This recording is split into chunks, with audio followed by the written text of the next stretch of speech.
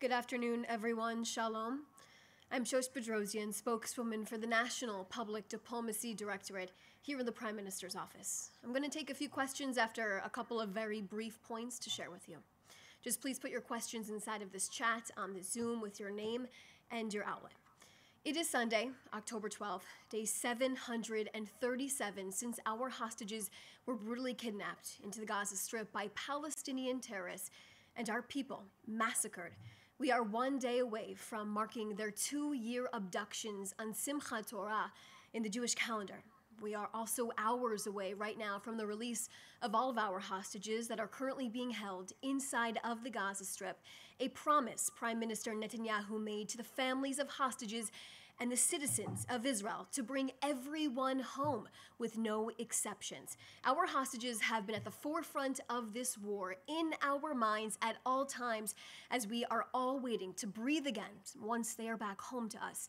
The combination of military and diplomatic pressure got us to this point, standing defiant even when people doubted the Prime Minister could do it, and the enormous pressure he faced at home and internationally. Prime Minister Netanyahu is on the brink of fulfilling a moral, human, and Jewish obligation of bringing the innocent hostages back home.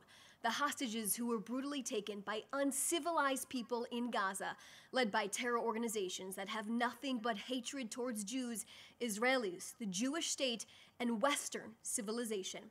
Now, while the IDF has redeployed to the new yellow line in Gaza in full force during this ceasefire and the 72-hour time window that we are currently in for Hamas to release all of our hostages, we pay tribute to the soldiers currently serving on the ground, and we will always remember the brave and heroic soldiers who dropped everything in their lives to fight for the state of Israel and our hostages, leading us to the point where we are now. We remember the 915 IDF soldiers who gave their lives for us to get to this point. May their memories forever be a blessing. Now, President Trump's global leadership and intense pressure he applied to get Hamas to agree to this plan, with the first phase approved, the Prime Minister said it put the sword on its neck, as it was the first time the terror group agreed to release all 48 of our hostages at one time. I remind you of the international leaders that told Israel not to go into Gaza City. And with the help from our great friends Steve Witkoff and Jared Kushner, their dedication and personal missions to bring home our people speaks volumes to the incredible team President Trump has built. Here's what I can tell you about the release of our hostages, and let's be very clear about something. Israel has been ready since Saturday night to receive our hostages. A report that came out from the Wall Street Journal suggests that Hamas is willing to release the hostages as soon as today. This is not a gesture of kindness from Hamas. Let's remember, they took our people as hostages, starved and tortured them in captivity, and even murdered some in captivity as well. Hamas could have released our hostages 2 years ago. So the Prime Minister's response? Israel is prepared and is ready to immediately receive all of our hostages. The release of our hostages will begin early Monday morning. We are expecting all 20 of our living hostages to be released together at one time to the Red Cross and transported among 6 to 8 vehicles without any sick displays by Hamas, the terror organization. The hostages will then be driven to forces inside of Israeli-controlled parts of Gaza and then transferred to the Re'im base in southern Israel, where they will then reunite with their families. Israel is ready. If a living hostage requires any urgent medical attention, they will be brought to a medical facility immediately.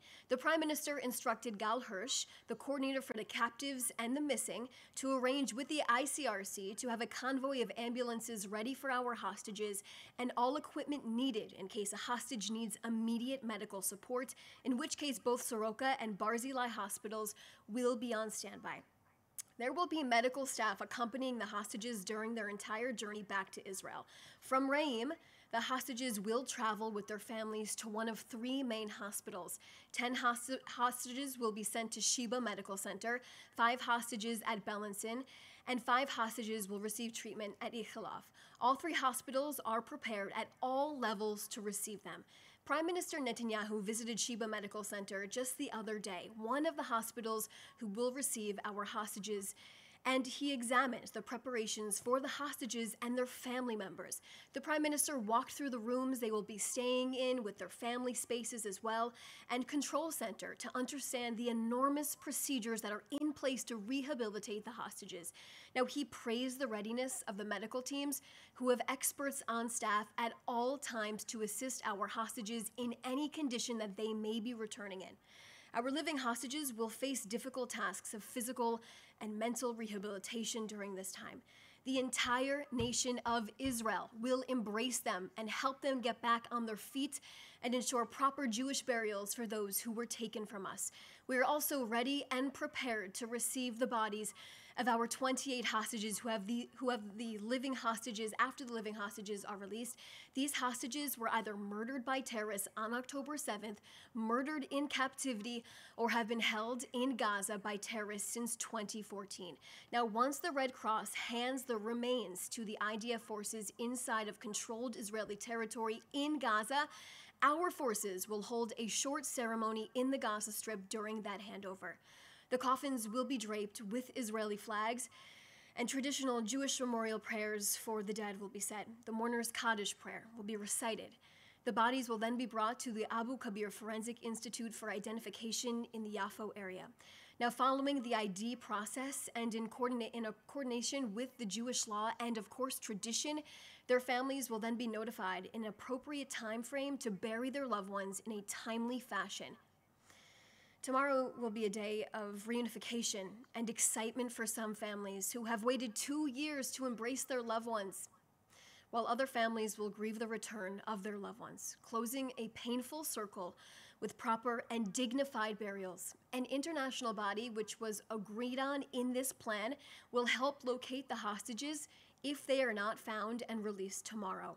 The Prime Minister insists that we will act to locate all of these hostages as soon as possible, and we will do that as a sacred duty of communal responsibility.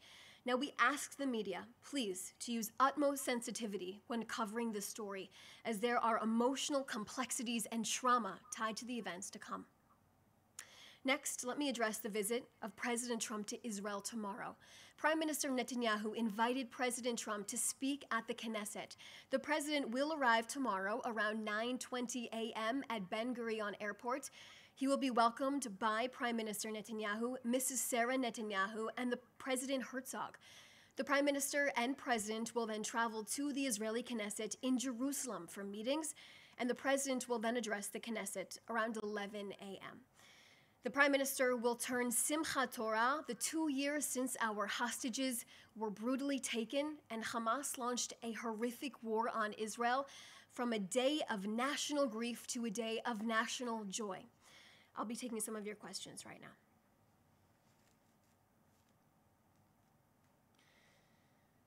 Many of these questions that are actually listed in this chat have already been addressed. Many of you have been asking about the procedures for the release of our hostages, as like I said. The first question I'm going to take is from Joel Pollack from Breitbart News. He asked, what do you make of the fact that some participants in last night's demonstration booed the Prime Minister? Prime Minister Netanyahu has gotten us to this point. In coordination with President Trump, this is why we are here today, waiting for our hostages to return home. Through military, through diplomatic pressure, Prime Minister Netanyahu took risks, and those risks led us to this point. The first phase of this plan is releasing all of our hostages, and that was a dedication and a promise he made to those families. And here I am, standing today, telling you that the Prime Minister is following through on that promise.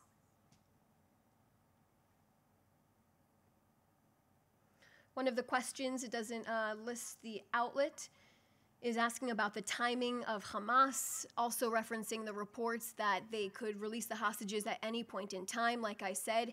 And a statement that was released by the Prime Minister earlier today addresses that we are ready for our hostages whenever Hamas wants to release them. We are expecting them tomorrow, but if there is an early release, we will be there to receive them. Adam Parsons, Sky News, will Marwan Barghouti be released? I answered that last week. He is not part of this release.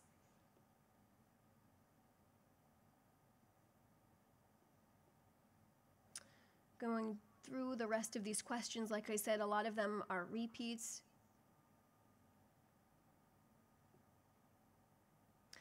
There's a question from Bell True from The Independent. If not all the bodies of the hostages are handed over, or if Hamas misses the deadline, would that be a violation of the deal?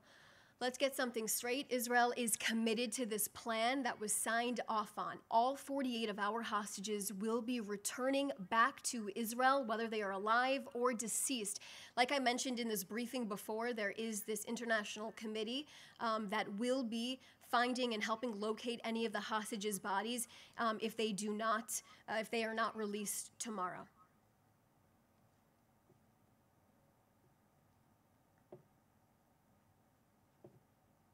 Going through the rest of these questions. Recording in from progress. Haley Ott, CBS News to everyone. She is asking, when will the Palestinian prisoners be released? And I do have an answer for that. I just want to grab this. Basically what we're saying right now is that the Palestinian prisoners will be released once Israel has confirmation that all of our hostages set to be released tomorrow are cross the border into Israel. And once we have that confirmation, we are expecting that the prisoners will already be on the buses. But once the confirmation comes through, they have crossed into Israeli territory, those buses will start and they will begin their journey. Thank you so much to everyone asking these questions. We appreciate it. Thanks for your time.